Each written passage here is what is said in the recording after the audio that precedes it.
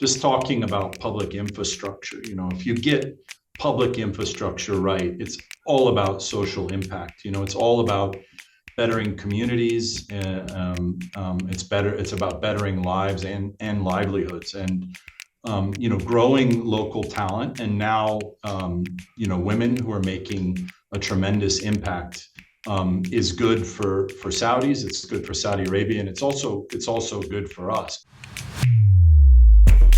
This is the 966. This is the 966, episode 73. 73, an auspicious number. Yes. Every one of them are auspicious. They're so good. We are really on a roll, Richard. Number 73. How are you doing? I'm doing great. Yeah, we're almost 3/4 of the way to 100. I don't know. Do we get syndicated at 100? I know, on TV, that's what happens. I think we'll get syndicated before that. We're really fighting off the offers right now, but we really like to maintain our independence here, which gives us an extra bit of leeway to have real conversations. And speaking of real conversations, Richard, we have a really, really good one this week with Mr. Jacob Mumm from Bechtel Corporation, Managing Director of Bechtel Corporation, Saudi Arabia. Very excited for it. So we will be jumping right into it this week with Jake, and we will be back to our full episode slate next week. We really wanted to just focus on this conversation because it's such a good one. You're right. We were excited about this. We've been looking forward to it, and it's everything we'd hoped for it to be. I think we were both, aware of Bechtel's history in the region, but it's just remarkable to really shine a spotlight on it. The longevity, the nature of the projects. I think you'll agree. I was really, really impressed with Jake Mumm. Mm-hmm. Yes, here's a guy who already had his engineering degree. Went to work with Bechtel. Decided, I think, largely out of curiosity, because I think that's the type of person he is, but also in order to do his job better, he went back to get an additional degree at American University of Beirut. He's there in Saudi, all in with his wife and family. It's fascinating to listen to him talk. He's passionate about public infrastructure. Talking about how a well-designed, well-executed public infrastructure really enhances quality of life. Anyway, it seems like a really good match in terms of a tremendous organization, and I think they should be happy to have Jake Mumm as part of Bechtel. Yeah, and Richard, one of the challenges with this interview was just trying to cover everything that they're doing. I mean, Riyadh Metro, Trojena, Neom, Jubail, work with Sammy. That's just what they're doing now. They've done so much in Saudi Arabia in the past. It's really worth its own Ken Burns 6-part documentary, which I would absolutely watch. You and I both know Bechtel is, I think, the largest construction firm in the U.S. It's a private company. Mm-hmm. There's a whole bunch of things that we never got to, and we will never get to. Yeah, because it's such a large operation and involved in so many things. So just like you say, we got to talk about a bunch of different things, and I bet there's a million things that are just as fascinating that we're not going to be talking about. Yeah, and as soon as the interview was over, we were like, Jake, you have to come back because there's so much we didn't cover, but we only have so much time, and exactly. And we know his time is very precious. So anyway, Richard, shall we? Let's jump right into it. Here is our conversation with Mr. Jacob Mumm. It is our pleasure, and we are honored to be speaking now with Mr. Jacob Mumm, Managing Director for Bechtel Saudi Arabia, who joins us today from Riyadh. Jake leads the U.S.-based Bechtel in the kingdom, which has had both a storied history in Saudi Arabia with over 80 years in operation there, and today an active construction and project management role in many of the big new developments in the Middle East's largest economy. Jake, welcome to the 966. Thank you so much for joining us. Thank you, Lucian and Richard. It's my pleasure to be here. Would you be able to walk us through sort of the beginning of the company's relationship with the kingdom and some of the major projects and milestones over the course of this long and sort of illustrious and really valuable, and I want to emphasize valuable and important in terms of the larger relationship, U.S.-Saudi relationship. Can you sort of take us on that journey, Jake? Yeah, I can, Richard. Yeah, it really, you used the word remarkable. It has been a remarkable journey, and I think Bechtel has been privileged to be part of the kingdom's development going back to 1943. So eight decades. So it's our 80th year this year in the kingdom. It's also our 125th year anniversary as a company. And in that time, in those 8 decades, we've done over 300 projects in the kingdom. The full spectrum, everything from oil and gas facilities, airports, urban and industrial developments, rail, power projects, and even some telecoms. And just to give you a couple of examples, things that you and Lucian will have heard of, but we built one of the first oil refineries in Ras Tanura in 1943. The first railroad, there's actually a picture just behind me if you can see that. I think that's the first railroad post-Ottoman Empire, and that's a freight rail that goes from Riyadh to Dammam, and that was completed in 1951. I think started in 1947. Of course, there's Jubail Industrial City, and I hope we can talk more about that. That began in the early 1970s. We worked on some of the early airports in the late 70s, early 80s, the major international airports in Riyadh, Dammam, and Jeddah. Some of the modern oil and gas infrastructure, names like Sheba and Kursaniya. Recently, we completed the Ras Al Khair aluminum smelter. Today we're working on a lot of really exciting projects, and I hope we'll talk more about that through the discussion. But just to give you some, today we're working on the lines 1 and 2 of the Riyadh Metro rail project for the Royal Commission for Riyadh City. We're doing facility development for Saudi Arabian military industries, or SAMI, and we're also providing project management, construction management services for a couple of scopes at Neom. So pretty exciting. Let's talk about Jubail, which I guess is it accurate to say it's the biggest civil engineering project in modern times? Is that sort of his build? And you never know if that's hyperbole, but is that accurate? It is. It's got to be. I mean, it's always difficult to measure that, but I think we would consider it one of the largest civil engineering undertakings in modern times. I mean, it is certainly our longest running project. I mean, it's a program that just goes on and on. And I guess what's really remarkable is it started from nothing. It was a very small fishing village. There was a realization in the early 1970s that there was huge value with associated gas that were being flared off. And there was a really kind of prescient decision to embark on this program. And it was steady year after year, such that today there's an entire city there of over 100,000 people. So we worked on Jubail 1, Jubail 2, and there's a future for Jubail 3 as well. And then recently, the Royal Commission for Jubail and Yanbu, who's our customer there, has asked us to help manage the industrial zone of Ras Al Khair, which is to the north of Jubail. But it is an awesome undertaking, and you have to, if you and Lucian ever get the chance, you have to go out and see it. Jubail initially is focused on petrochemicals primarily. That's right. I mean, I think today it's considered the largest industrial complex in the world, or certainly one of them. And it's petrochemicals, all of the downstream industries associated with that. But there's also a town there, for people to live. Right. So everything from hospitals to schools, universities, a corniche, everything. And then, of course, all of the plots, all of the support utilities, all of the roads, all of the planning and engineering to support all of these industrial tenants. And is that something that, I don't want to digress here because we've got a whole series of interesting things we want to get to, but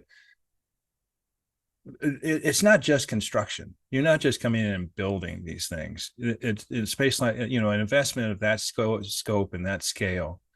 There's tremendous integration of U.S. and Saudi leadership, but also, at the skill sector implementation. I mean, it's interesting that you say it's a city. I mean, isn't it? It's a different experience, it seems, when you're at that scale, and a richer experience. Yeah, I mean, you just to key into one thing you said, integration. I mean, it is different than a lot of projects that we have, certainly here in the kingdom, because we're working hand in glove with the Royal Commission. We're fully integrated. So when you go into the offices, it's not readily, it's not obvious who works for Bechtel and who works for the Royal Commission. We do things there, like some of the city works, the municipal works, engineering, planning, also obviously construction, helping manage the construction packages and things like that. So it's the whole spectrum from front end development, working and interfacing with industrial tenants. It's doing engineering packages, managing engineering packages, managing construction, working on turnover, and then long-term maintenance of the facilities. So it's really managing a whole city together in partnership with the Royal Commission. Riyadh's Metro project, massive potential to change the city. One of Bechtel's big projects in Saudi Arabia right now. Key player in the development of that project. Yeah. Recently visiting Riyadh, it looks like it's almost done. How long until it will be fully operational in your view? And might it help to reduce some of the traffic and congestion in the kingdom's growing and sprawling capital? I just so happen to have on my desk here a flag here. So this is the BACS consortium, which Bechtel leads. So let me just great question, Lucian. Let me just let me tell you a couple of things, and I'll work my way to answering you. So just to give the listeners a little bit of background, the Riyadh Metro Rail project is about six lines. It's a greenfield metro, and there's three consortia that are building these 6 lines. Bechtel, Al Mabani, CCC, and Siemens form BACS, which is one of the consortia that's involved in the whole program. And Bechtel is leading the BACS consortium, delivering 2 of the most challenging lines. So there's a line, a blue line that runs north to south, about 38 kilometers, that we're designing and building. And then there's the red line, line 2, which runs east to west, about 25 kilometers. The line 2 is roughly the length, if you ever fly into Heathrow Airport, the length from Heathrow, the Heathrow Express takes from Heathrow into Paddington Station.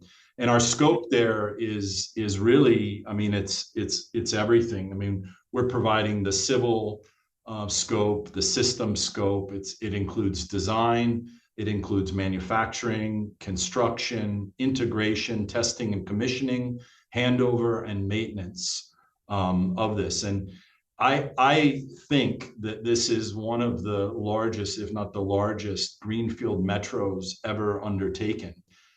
So, our scope is 38 stations plus those 2 lines that I talk about. And if you look kind of around the world, Lucian, and you look for comparable rail footprints, you could point to the metro, the Washington, D.C. metro, which is not far from where you and Richard are right now. And I was actually involved in one of the extensions, the first Silver Line extension.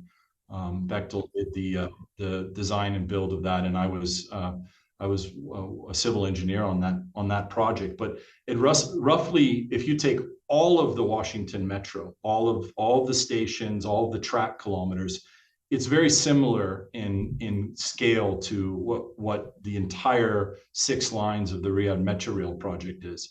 And just to give you a little bit of context or comparison, the Washington, D.C. Metro started in 1969. And as you and Richard both know, it was announced that the second phase of the Silver Line was completed last year, that goes out to to Dulles Airport. So that's, I don't know, 52, 53 years that they've been chipping away at that. And the Riyadh Metro project in its entirety is being delivered in about 20% of the time. As far as congestion, I mean, this is going to be the first. It's really exciting. I mean, if you just have to go on social media to see how excited people are about it, but it's really the first public rail project or public rail infrastructure in Riyadh. And I am very hopeful that it's going to reduce the traffic and congestion in this ever-growing city. The metro station designed by Zaha Hadid at KAFD, it's kind of a unbelievably beautiful design. And I know that's part of it. Can you tell us a little bit about that building? For us, it's one of our iconic stations. And it's where our line 1 intersects with the line that goes out to the airport. So it's an interchange station. There'll also be a bus network that ties in there. And it's how people will get to King Abdullah Financial District, which is a financial district where many companies now are moving their regional headquarters in the Middle East. They're moving, and many are selecting that area just because it's so central. The design is amazing. It's intended to look like or represent sand dunes, and so it has kind of a rolling sand dune sort of shape.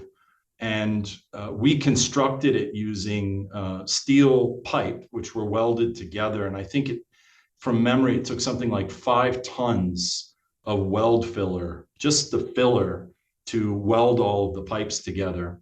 And then around it, there are special high density concrete panels that sit around it. And they're all a very unique geometry and shape. And then there's windows inside that have diodes that change the color of the lights, so they can I mean, for Saudi National Day, for example, we light them up all green in celebration of the National Day. So it's a really exciting station. We're really proud of it. And it is one of the stations that we'll be working on with the operator for Line 1 this year. It's interesting. I'm actually looking at a picture of it right now, and that sand dune imagery is spot on. It is iconic, but I really liked your imagery, Jake. And obviously, we're in the sort of Washington D.C. area, so we're familiar with the metro, but that imagery gives us a sense of the scale. So when people say it's 176 kilometers long total length, you sort of can't get a grasp on that. But when you talk about as big as this Washington Metro done in a 20% of the time, that's really useful in grasping what's been accomplished here. And I just want to say, this is yet another superlative in terms of, Jubail, largest industrial city, the metro, the largest, greenfield metro system ever attempted and constructed. You guys will successfully complete it. You have just engaged and been engaged to be part of another huge project in Trojena. Bechtel recently won the contract to provide project management consultancy services for Trojena, and it's going to be hard, but we'll let you tell the scale of it. But it's part of one of the major giga projects within Neom, and it's just it's hard to. I'm going to let you do it because it's just extraordinary in terms of its ambition and scale. Well, what's happening at Neom is really exciting. It's I guess widely considered the flagship project for Vision 2030. Incredibly ambitious undertakings in a really pristine wilderness environment. So there's just pristine coastline, mountains in this area. And there's every care taken as far as protecting the environment, sustainability. So a lot of care is taken. And we have been there for a couple of years. We started out about 3 years ago on the spine. So we provide project management and construction management services on a scope of work that's called the spine. And the spine is really providing the transport, the rail transport, as well as the utilities for the line building. That's the modular building that you see. So we're doing that, and we're, the work is actively going. There's excavation going on, and it's very busy. We're also working at Neom, all around Neom, which is a region in itself. We're providing roads and also water transmission lines as part of a kind of a regional infrastructure scope. And then kind of working my way to Trojena. We were recently awarded Trojena, and similar scope of services, project management, construction management. Trojena aims to be a year-round alpine resort. It's got 6 asset clusters that have different assets in them. And it's also got, if you've seen any of the media associated with it, it's got a really remarkable lake dam. And so when people think of Saudi, they don't think of mountains, but there are beautiful, majestic mountains there, and work is busy underway at Trojena, and it's also very exciting. And that's interesting because they've just recently put out some footage of progress at Neom, and it's primarily the spine. So that's the work that Bechtel is leading, right? Fascinating.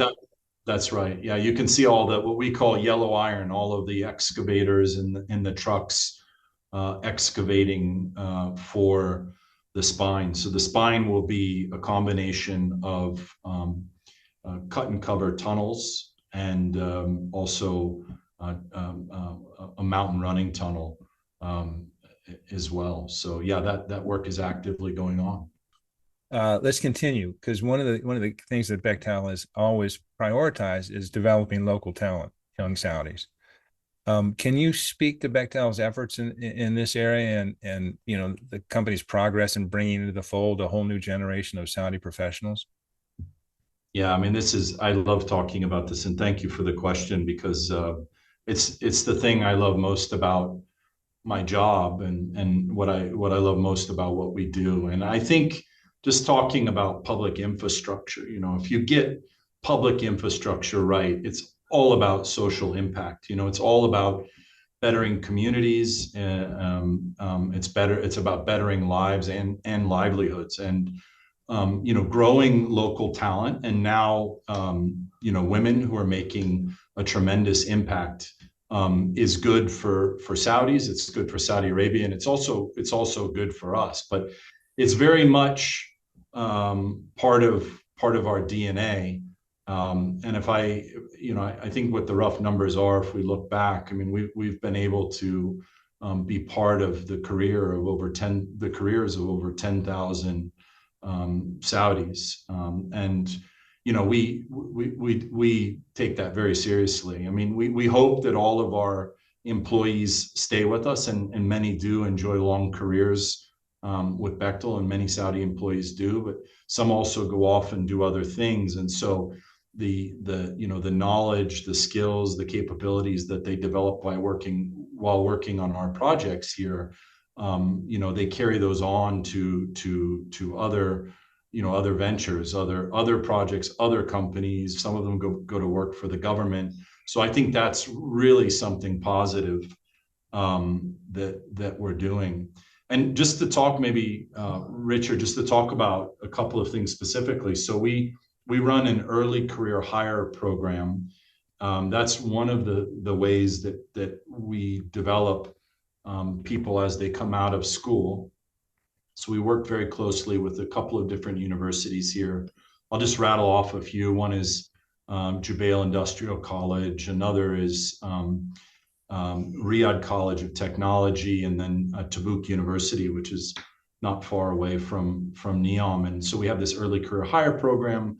We bring in a cohort of graduates and then we rotate them through different departments, functions, and in some cases, we'll move them between projects, and also in some cases, we send them outside of Saudi to get experience and come back.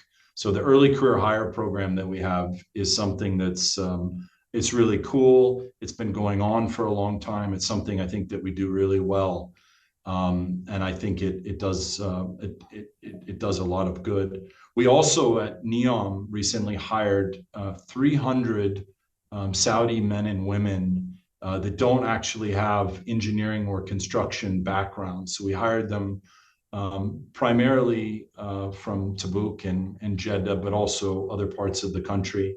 And the idea was to train them as health, safety, environment inspectors, also train others as quality inspectors, put them with seasoned quality and HSE inspectors, do on-the-job training, do theoretical and classroom training, and then put them to work on Neom.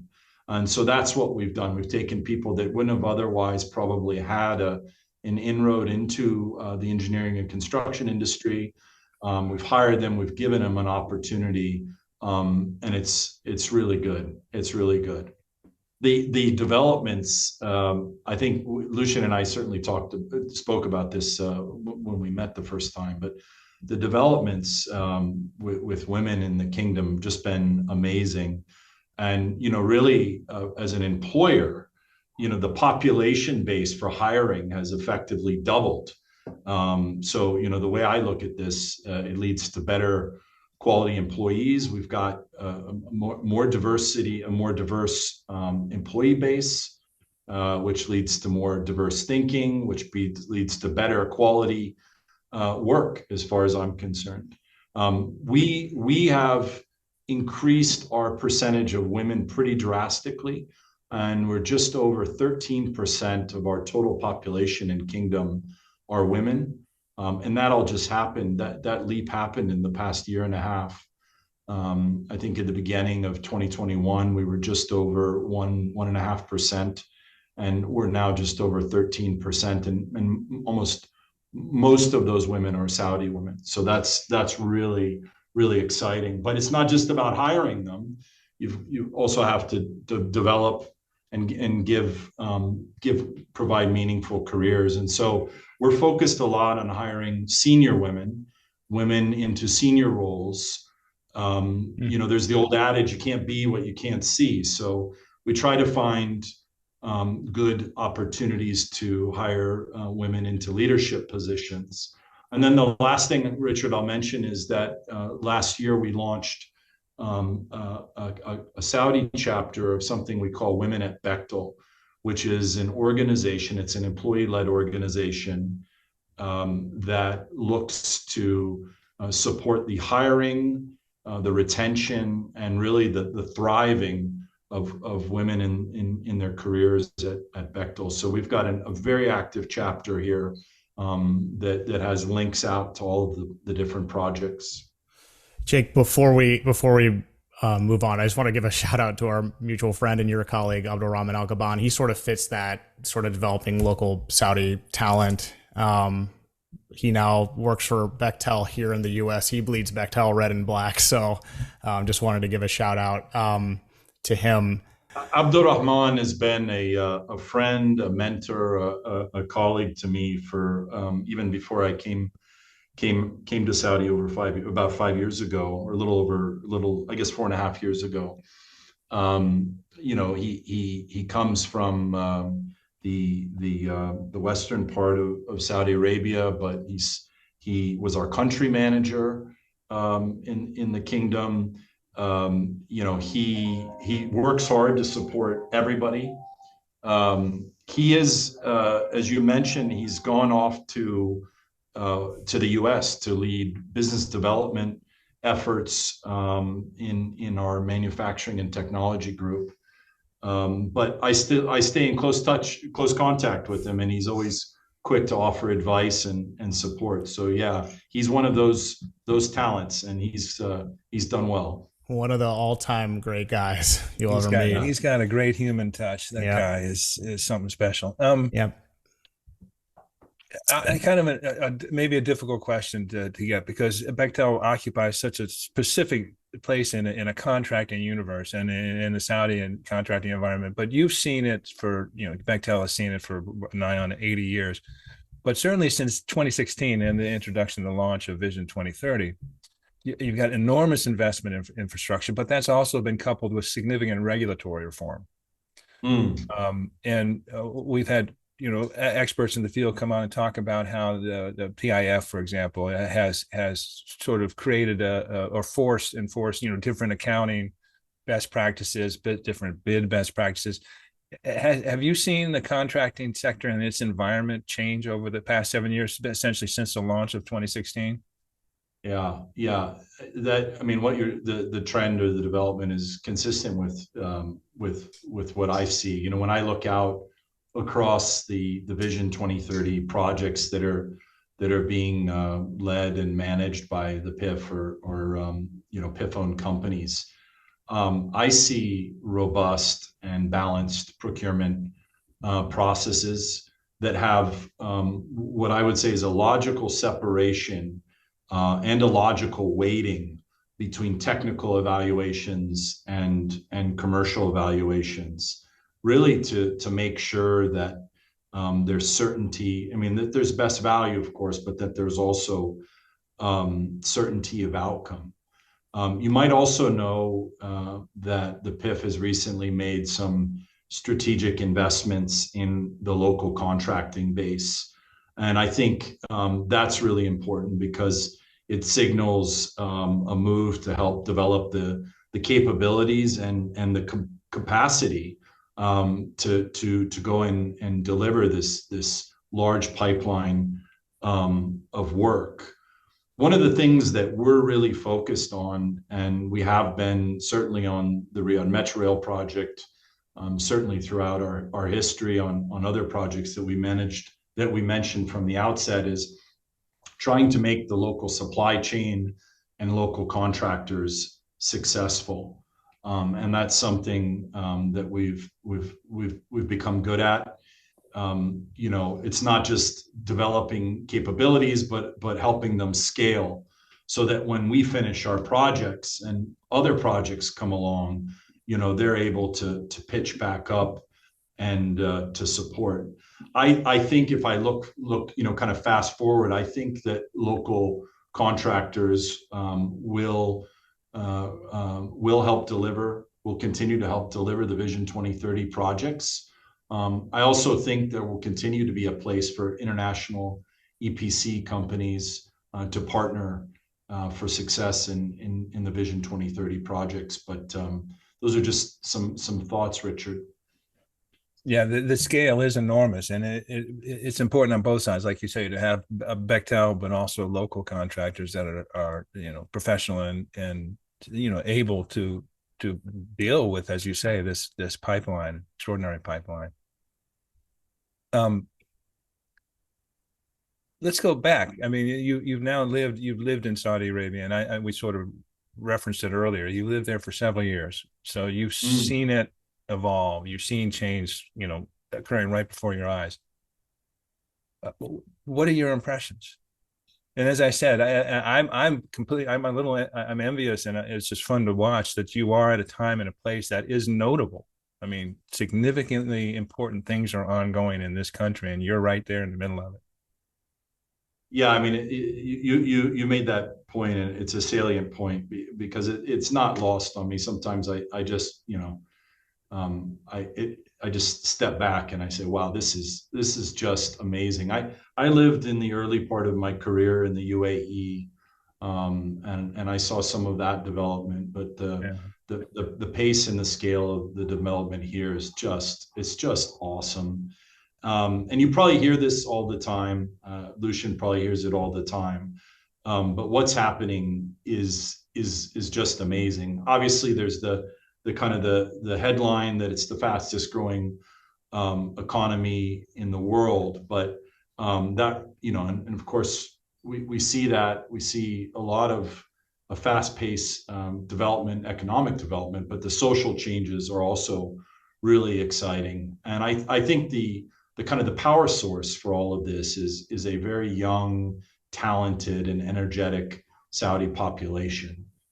So that I think the demographics right now support that, and there's a lot of excitement with the kind of the millennial generation here in the kingdom around everything that's happening. Obviously, women in the workplace is the thing that I've seen that's really that's a dramatic change that I see each and every day, just moving around the local economy.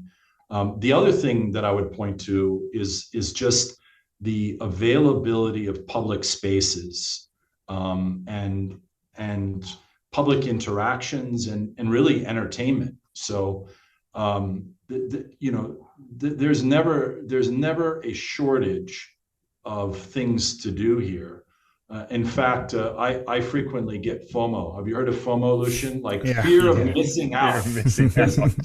We work all the time. We're always busy, but then there's all these things going on, and so things like Riyadh season. Now there's Dariyah season, the Red Sea Film Festival. I had a couple months ago. My parents came to visit, and I had the opportunity to take them to Al Ula, which the cultural and archaeological experience is just awesome. So my family and I've got 3 kids, my wife here with me, and we've been able to call Saudi home for about 4.5 years, and we've experienced firsthand. It's an amazing time to be here, amazing culture, warmth, and of course the famous Saudi hospitality. Yeah, Jake, I'll be going to Al Ula in early February. I'm very excited. It'll be my first. Yeah. Could you tell us a little bit too about your story? How did you start working with Bechtel? And I mean, you were obviously born in the United States. What's your personal story? Yeah, so I've worked for the company for my first job was in the 90s. I did an internship for Bechtel on the Channel Tunnel Rail Link as a surveyor's assistant. And throughout school, I was always thinking that about Bechtel, as a long-term career. And I eventually after school, went to work for Bechtel in our telecoms division in the US. At the time, they were doing 3G. I mean, now we're talking about 5G and 6G, but we were doing 3G. And so we were building cell phone towers up and down the East Coast. And it was a really, really exciting time. And then I decided to go back and I studied engineering. I'm a mechanical engineer, but I decided to go back to school and study Middle East studies. And so I went to the American University of Beirut and studied economics and political economy. And when I got out, I went back to Bechtel and I worked in the UAE and the oil and gas business, worked on a project for Gasco, which is a subsidiary of ADNOC. And then just never looked back. Lots of countries later, I divided my career really between oil and gas and now for, I guess, the past over the past decade, public infrastructure, which I just love. I love because of the dimension of kind of bettering communities and being part of people's lives and seeing the benefits of what you're doing. I'm happy here. We're happy here, and we're looking forward to a busy and prosperous 2023. So bigger family picture, Bechtel family, 80 years in Saudi Arabia, 125th anniversary as a company, Mabruk. We'd love to hear your thoughts on these milestones and what you see going forward for Bechtel in Saudi Arabia. Yeah. So I mean, 80th year in the kingdom, our 125th anniversary as a company. So it's 125 years 5 generations of a family-led company. So it's just it's awesome. We've been, our mantra has been consistent about trying to understand customers' needs and trying to build for future generations. And Saudi is a huge part of our story. I would expect in the future that the types of projects, we're a project company, and I would expect that the types of projects that we do, they may be more progressive. Technology changes and things like that, but we are doing rail projects now. I hope we continue to do more rail projects. We've done aviation projects here, and I hope we'll continue to do more. There's still a lot to do, a large program at Jubail. But I think really what will change maybe in the future is kind of how we look and feel as a company here in KSA. I think that's evolving. So simply put, it will be more Saudis and more Saudi women, which is really positive, because at the end of the day, we believe that the people working on our projects should be representative of the people living in the communities that those projects are built for. So, Mr. Jacob Mumm, Managing Director, Bechtel Saudi Arabia, 300 projects in Saudi Arabia and counting. Look in any direction, you'll see one. Riyadh Metro, Trojena, Neom, Jubail. Work with Sammy. Jake, thank you so much. This was great. We appreciate it very much. Thank you, Richard. I enjoyed it as well. Thank you, Lucian. This was great.